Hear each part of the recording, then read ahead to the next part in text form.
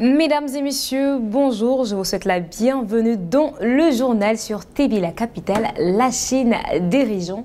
Voici pour vous les titres.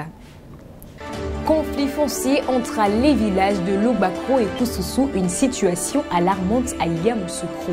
Exploration et partenariat Ecolab en visite à Yamoussoukro. Agriculture, atelier de réflexion stratégique de l'Anopassi, toujours à Yamoussoukro. Et enfin, la première édition de Forassi Tour tient ses promesses à Boundiali.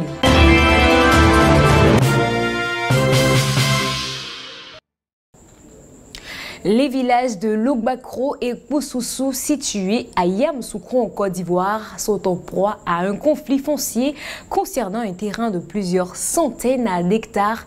Revendiqué par les deux communautés, les habitants de Logbakro considèrent ce terrain comme leur propriété, tandis que Koussoussou conteste à cette affirmation. Ces tensions menacent la cohésion sociale et le développement régional. Plus de détails avec Inès Nda. Les villages de Logbakro et de Koussoussou, situés dans la commune de Yamoussoukro, la capitale politique de la Côte d'Ivoire, se trouvent actuellement au bord d'un affront qui pourrait avoir des répercussions significatives sur la cohésion sociale et le développement régional. Au centre de cette discorde se trouve un litige foncier portant sur un terrain d'une superficie de 800 hectares dont la propriété est revendiquée par les deux villages. Depuis plusieurs années, ce terrain est considéré par les habitants de Logbakro comme un espace résidentiel qui leur appartient. Toutefois, le village de Koussoussou conteste cette affirmation, se déclarant également propriétaire du terrain en question. Cette situation crée une tension palpable entre les deux communautés, chacune s'appuyant sur des arguments et des témoignages pour soutenir sa revendication.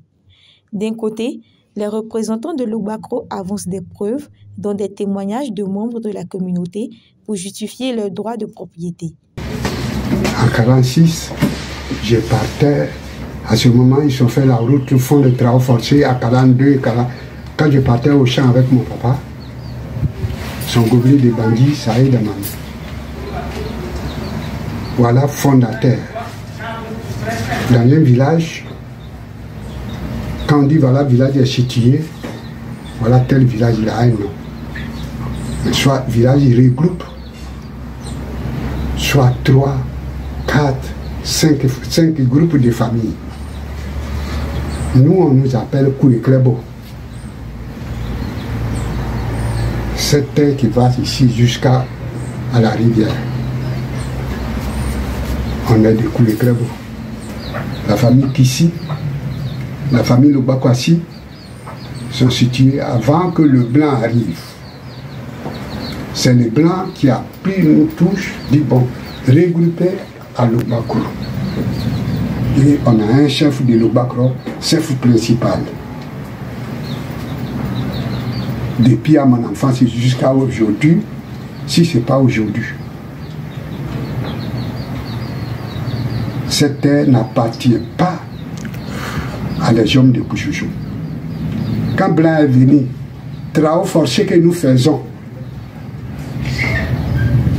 que nous a regroupé notre village, c'est là-bas, c'est notre cimetière là. Si aujourd'hui vous vous dites qu'allez, je vais vous aller montrer tout de suite notre ancien village, où Blanc n'existe pas, en premier, on va village en pied, la piste. Le village est situé là, c'est Blanc qui nous a fait venir, la route est là. Les opérateurs économiques en témoignent et appellent au secours les autorités. On demande aux autorités de vraiment prendre leur responsabilité. Parce que ce site de Logbakro là, après plusieurs enquêtes aussi, il se trouve que à l'époque du président Laurent Gbagbo, le BNet avait décidé, dans le cadre du transfert de la capitale à Yamoussoukro, de procéder à la délimitation des différents villages. Et ce village-là, les bornes sont placées et ce village appartient à Logbakro. Cette terre appartient à Logbakro. Le sous-préfet, nous avons convoqué la dernière fois pour dire ah ok, voici toutes les informations que nous avons à notre disposition, que allez-y voir Koussoussou pour négocier. Effectivement, nous sommes allés voir Koussoussou et nous avons échangé avec le chef du village. Et nous ont, le gouvernement nous a rassuré que le terrain n'appartient pas à Koussoussou. Et avec preuve à l'appui. Mais aujourd'hui, je ne voudrais pas accuser notre juridiction on ne sait pas par quelle alchimie, des sites qui ont des titres de propriété sont impactés par ce problème. Il faut dire que le site en problème concerne 800 hectares. Ça veut dire que le Logbakourou même n'existe plus. N'existe plus. Et donc, nous sommes aujourd'hui des victimes. Ce matin, tous nos locaux sont remplis par les gendarmes, avec une mission de justice, à l'effet de détruire tous nos biens. Ce conflit soulève des interrogations essentielles sur des thèmes cruciaux tels que la justice, la solidarité communautaire et l'avenir de la gestion des terres dans la ville de Yamoussoukro. Les enjeux vont au-delà de la simple propriété foncière, touchant à la stabilité sociale et à l'harmonie qui règne traditionnellement entre ces deux villages. La résolution de ce différend nécessite non seulement une approche juridique rigoureuse, mais également un dialogue constructif entre les parties concernées afin de parvenir à une solution équitable et durable. Ecolab se positionne comme un leader dans la fourniture d'instruments scientifiques et de solutions de métrologie tout en offrant un service après-vente de qualité. Récemment, elle a organisé une visite à Yamoussoukro en Côte d'Ivoire afin de renforcer les liens avec l'Office congolais de contrôle et d'établir un partenariat futur. Cette initiative a permis aux collaborateurs d'explorer la Côte d'Ivoire tout en posant les bases d'une collaboration fructueuse. Reportage de Soro Estelle. Ecolab, dans le cadre de sa stratégie de développement, elle a établi des collaborations fructueuses avec des secteurs clés, notamment les industries agroalimentaires, du caoutchouc, minières, pétrolières, pharmaceutiques et cosmétiques. On associe également des universités et des centres de recherche de renommée mondiale pour favoriser l'innovation et l'excellence scientifique. Récemment, elle a organisé une visite significative à Yamoussoukro, la capitale politique de la Côte d'Ivoire, précisément à la Fondation Félix Houphouët-Boigny pour la recherche de la paix, la Basilique Notre-Dame de la Paix, l'Institut national polytechnique Houphouët-Boigny INPHB et bien d'autres, dans le but de renforcer les liens entre les offices congolais de contrôle OCC. Aujourd'hui, nous avons eu à recevoir le client OCC. Le fait de voir d'autres pays venir en Côte d'Ivoire pour pouvoir tisser des liens de partenariat avec Ecolab montre l'efficacité et la productivité de l'entreprise. Cela montre que l'entreprise a un bel avenir et cela nous permettra d'avoir aussi de nous insérer vraiment sur le marché mondial, le marché africain. Si on s'est déplacé pour Yamoussoukro aujourd'hui, cela avait un objectif fixe parce que l'Ecolab utilise des ingénieurs qui sont formés dans les écoles supérieures de Yamoussoukro.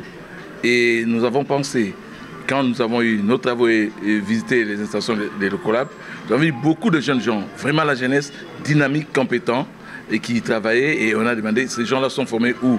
Il nous a été dit, c'est sur place.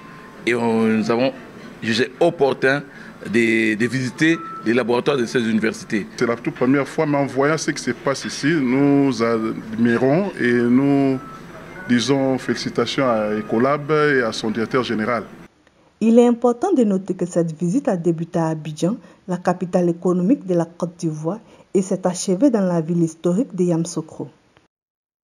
L'Association nationale des organisations professionnelles agricoles du Côte d'Ivoire a organisé un atelier de réflexion stratégique le 25 février 2025 à Yamoussoukro, axé sur l'engagement politique et la planification pour une transformation durable du secteur agricole. Cet événement visait à évaluer les actions des organisations professionnelles agricoles, à identifier les défis, notamment le manque d'accès au financement, et à explorer les perspectives d'avenir.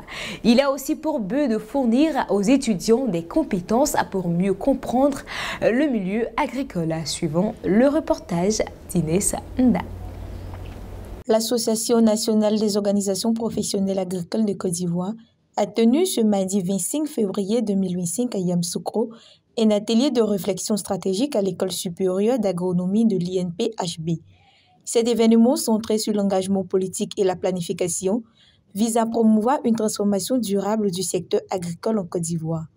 L'objectif principal de cet atelier est d'évaluer les actions entreprises par les organisations professionnelles agricoles en matière d'engagement politique et de planification stratégique, mais aussi d'identifier les défis rencontrés et d'explorer les perspectives d'avenir pour la transformation durable du secteur agricole ivoirien, tout en fournissant aux étudiants les compétences nécessaires pour mieux appréhender le milieu professionnel agricole.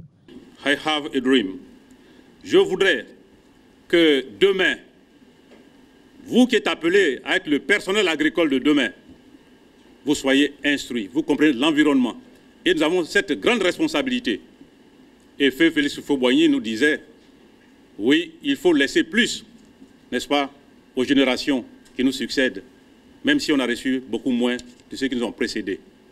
Donc nous avons cette grande responsabilité devant vous, devant l'histoire, de faire en sorte effectivement que demain, en disant que je vais être éleveur de poulets, maïsiculteur, éleveur bovin, etc., etc., vous dites j'y vais en toute sérénité. Donc, jeunesse, il faut que vous soyez pétris de connaissances scientifiques, technologiques. On parle de digitalisation aujourd'hui, pour que vous puissiez dans tous les secteurs d'activité. Donc, je vous invite effectivement à vous abonner à cette loi de la connaissance. J'invite les jeunes, surtout les jeunes de la relève, pour dire que le secteur agricole est un secteur, quelles que soient les difficultés que nous avons, si vous avez la passion, vous allez rentrer dedans et vous allez rester. Parce que l'agriculture aujourd'hui, dans le contexte actuel, nourrit bel et bien son homme. Donc il n'y a pas de raison de s'offusquer des difficultés qu'il y a au départ et ne pas effectivement aller dans l'agriculture. Les meilleurs de demain seront les agriculteurs. Malgré les progrès réalisés, plusieurs défis demeurent. L'accès au financement reste particulièrement limité pour de nombreux producteurs, ce qui entrave l'adoption de pratiques agricoles durables et la modernisation des exploitations. Les jeunes ne s'intéressent pas à la terre parce que c'est malheureux. Vous voyez, à ce 21e siècle, les gens travaillent encore avec la daba. Et vous voyez qu'on parle de l'agriculture en Côte d'Ivoire. Moi, je peux dire qu'en Côte d'Ivoire, l'agriculture n'est pas réelle. Voilà, il faudrait que l'État pense à vraiment financer ce secteur, une politique pour financer l'agriculture afin que nous puissions travailler avec des machines, des tracteurs et maîtriser l'eau. Vous voyez, avec le changement climatique, le président du repas l'a dit, vous investissez 50 000 et vous ressortez avec 7 000 francs. Qui est fou pour faire ce travail? Mais comme nous sommes engagés pour nourrir la planète, voilà, nous sommes là. Donc l'État doit penser à nous pour vraiment nous mettre à l'aise dans ce que nous faisons, parce que ça rapporte beaucoup. Sans le financement, on ne peut pas mécaniser l'agriculture. Et puis voir le changement climatique, il faut vraiment trouver des systèmes d'irrigation pour nos produits, voilà, pour mieux produire. Cet atelier de l'ANOPACI a permis de dresser un état des lieux des actions menées par les OPA en matière d'engagement politique et de planification stratégique.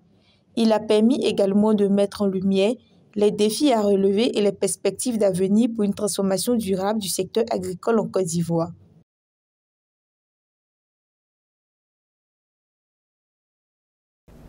La première édition de Fourassi Tour s'est tenue le week-end dernier à Boundiali, dans la Bagoué. L'objectif était de faire la promotion du Fourassi, sensibiliser les jeunes à la sécurité routière, au civisme et au respect des autorités de la Bagoué. Sensibiliser la jeunesse sur le respect du code de la route, sur l'importance du port du casque. Sensibiliser la jeunesse au respect des autorités de la Bagoué. Égayer la jeunesse de la Bagoué et la rassembler autour du vivre ensemble, mais surtout faire la promotion de la Fourassi. Tels sont les objectifs recherchés par cette première édition de la course de moto initiée par Sissoko Hassan Cousteau, PDG de la Fourassi, fils et cadre de la Bagoué. Nous avons décidé d'instaurer dans la Bagoué, à partir de cette année, Fourassi Tour, qui est une course cycliste, moto, qui doit faire le tour de toute la région.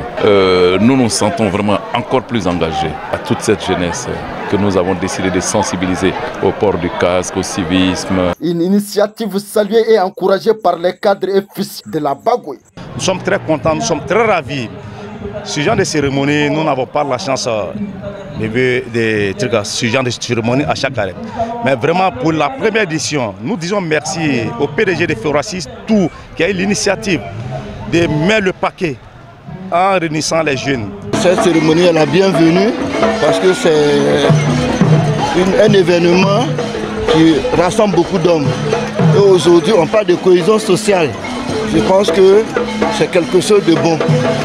Parce qu'avec les élections qui arrivent, ça fait que les gens sont... C'est une sensibilisation que nous menons avec notre frère, le PDG de Forassi, qui envoie beaucoup de dons. Trajet homme, Bundjali Kouto Kassere Ponodoukou. Trajet femme, Bundjali Gwemou Bundjali. Les vainqueurs de cette première édition sont répartis avec des motos Apache, KTM, des permis de conduire et des enveloppes symboliques. Créé le 28 mars 2017 en Côte d'Ivoire, Forassi réalise plusieurs projets dont le programme d'hydraulique villageoise à grande échelle. Elle bénéficie également d'une expérience reconnue dans le forage d'eau et met en œuvre une large gamme de techniques.